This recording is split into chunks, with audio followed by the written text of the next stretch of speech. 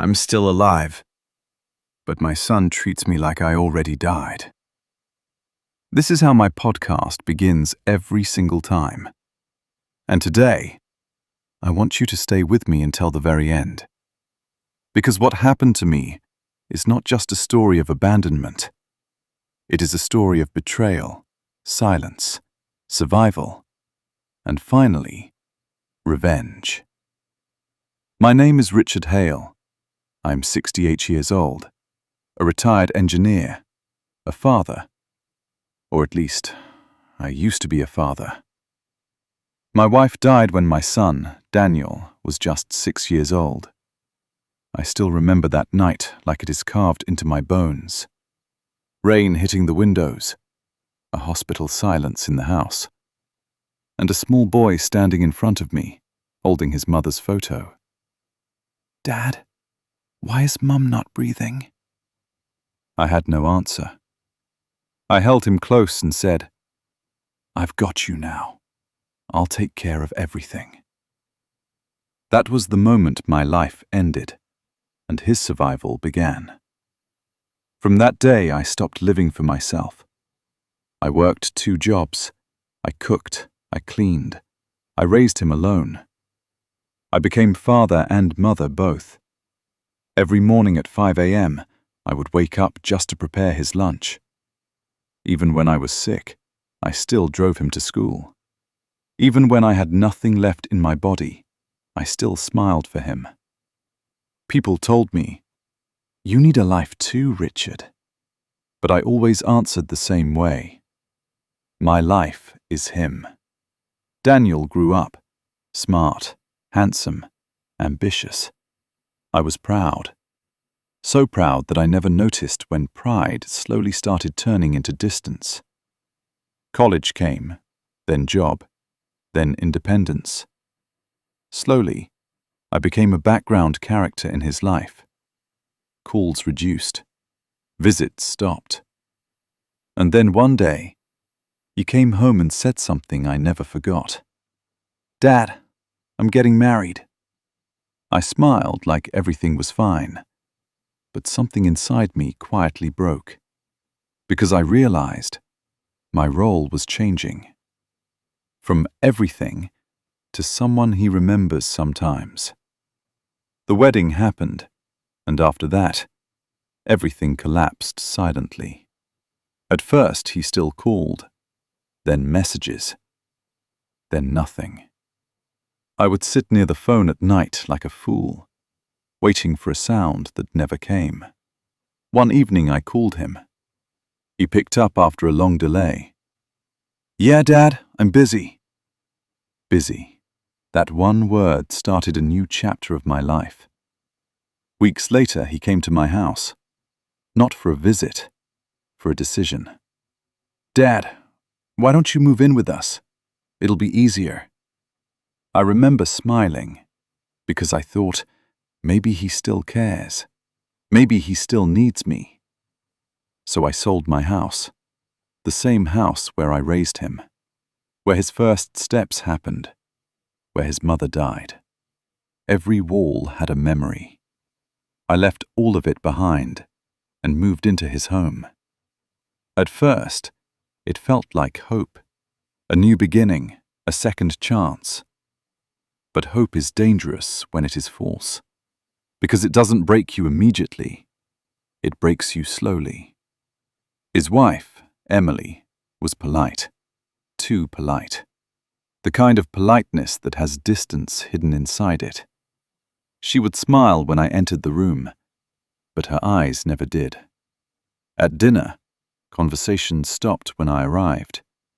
At mornings, silence followed me.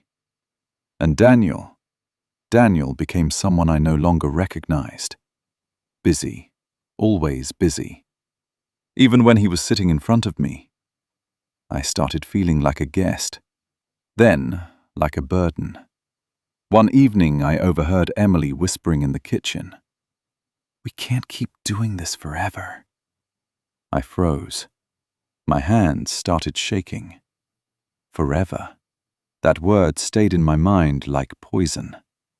That night, I asked Daniel, Am I a problem for you? He sighed.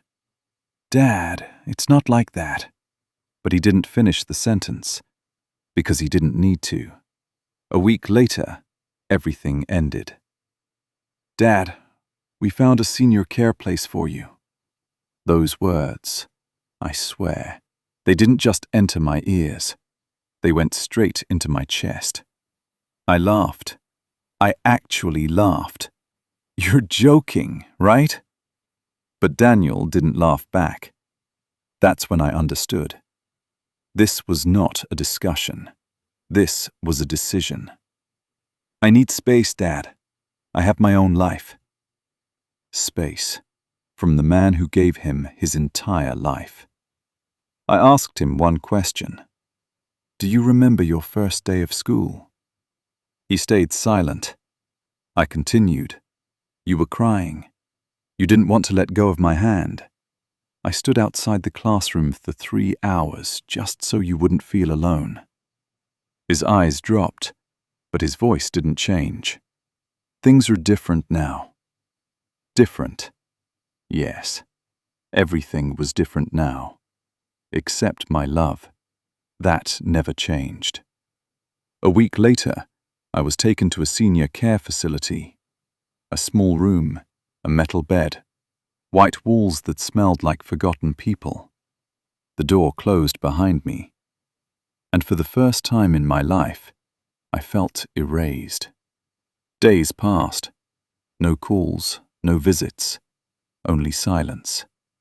And in that silence, memories became louder than reality. I would sit by the window every night and whisper, maybe tomorrow. But tomorrow never came. Other people there were the same. Forgotten fathers, forgotten mothers, forgotten lives. One night, an old man next to me died in his sleep. Nobody came. Nobody cried. That night, something inside me changed. Not sadness, something colder. Understanding. I am not going to be saved, so I will save myself. That's when I met him, Edward, a retired lawyer, sharp mind, weak body, but his eyes were still alive. He listened to my entire story without interrupting. When I finished, he said only one thing. You didn't just trust your son. You legally gave him your entire existence. I asked him, can I fix it? He looked at me for a long time, then said, yes, but not the way you think. That night, I stopped being a victim. We started collecting everything, documents, bank records, property transfers, and what we found changed everything. My signature had been used in ways I never fully understood. Pressure, manipulation, emotional control. It was all there. Slowly, carefully, we built the case. And then, I filed it. The day Daniel received the court notice, I knew before he even called me, because my phone rang at 2:13 a.m., his name on the screen. I answered. His voice was shaking. Dad, why are you doing this? For the first time in years, he didn't sound powerful. He sounded scared. I said calmly, I think I finally stopped disappearing. Silence. Then he whispered, please, come home. I almost laughed again. Home. What a strange word. Court day came. He stood across from me, older, tired, confused. Not the boy I raised, not the man I thought I knew. The judge read everything, every document, every transfer, every truth. And then, the verdict. Everything returned to me, legally, completely. And then came the second ruling, improper removal from rights and assets. Daniel's face changed, like the ground under him disappeared. After the hearing, he walked toward me. Dad, I didn't mean it like this. I was just stressed. Emily said... I raised my hand. Don't. He stopped. For the first time, I was not his father in that moment. I was just a man who survived him. "I gave you everything," I said quietly, "and you treated it like something replaceable." His eyes filled. "Please, I'm your son." That word, son, it hurt more than silence. I leaned closer and said the words I never thought I would say in my life. "You were my son. Now you are my lesson." I turned away. But that was not the end, because revenge doesn't always come from anger.